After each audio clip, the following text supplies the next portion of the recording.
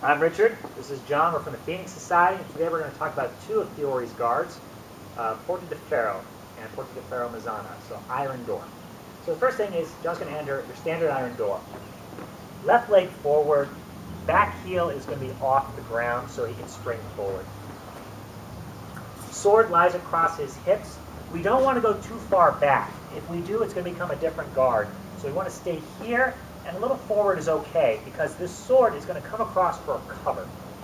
As he performs that cover, this front foot will move over to give him a little bit of stability, get him off the line, and set his rear foot up for a charge. Right in. Blocks cuts and thrusts pretty effectively, so I'm going to throw a couple cuts at him from woman's guard.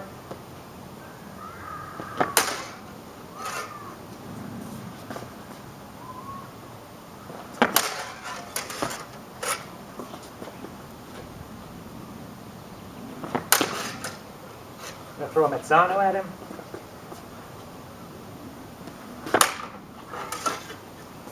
I'm going to throw a left to right, which is a little trickier to block.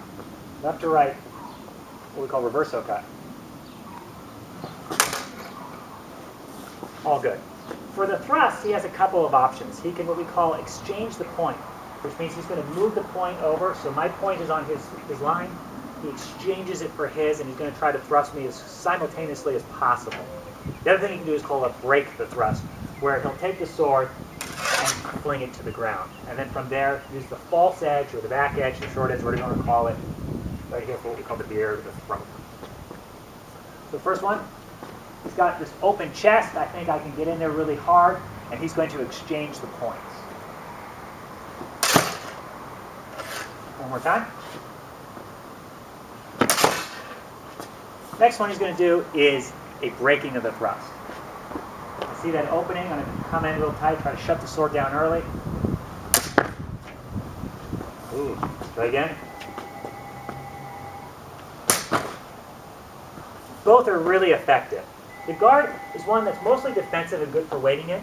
And Fiori says the sword can't be too long, and that's true. If the sword's too long, it'll start eating the dirt. So if you try this with a fetter sword, you might have some problems. We want kind of a shorter sword. He can thrust from here. It's the only offensive thing that he can do. And he's going to do this against an opponent that's probably timid, that doesn't know how to handle the guard.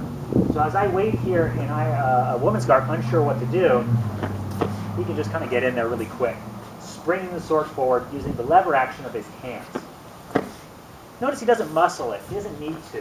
When we make this defense, we push down on that pommel to have it come up. We don't use our arms. It's faster, stronger. The other version of iron door is what we call middle iron door. So he shuts the door. Now the sword's in front of him.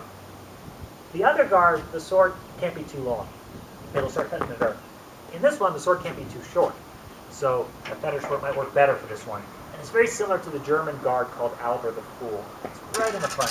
What he's going to do for this guard is, it doesn't take a lot of energy to use. He's going to use the back edge here to deflect cuts away from him over his shoulder, and then follow up with a cut of his own.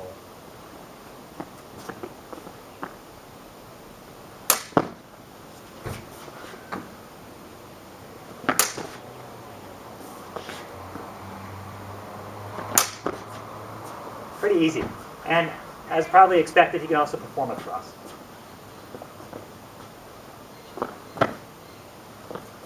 And those are our two takes on iron door, both regular and iron door in the middle.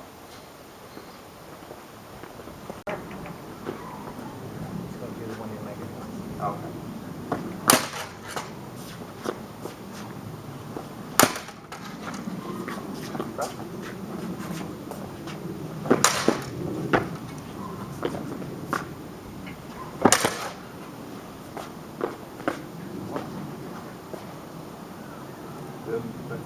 Sure.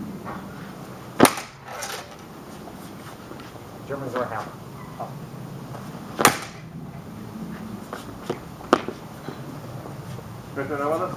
Yeah.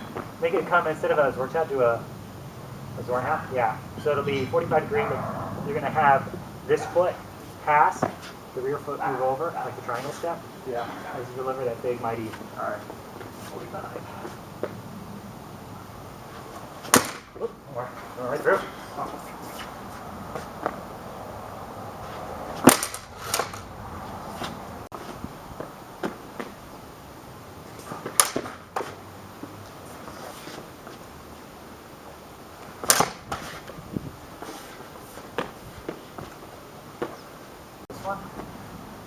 Just cut. Oh.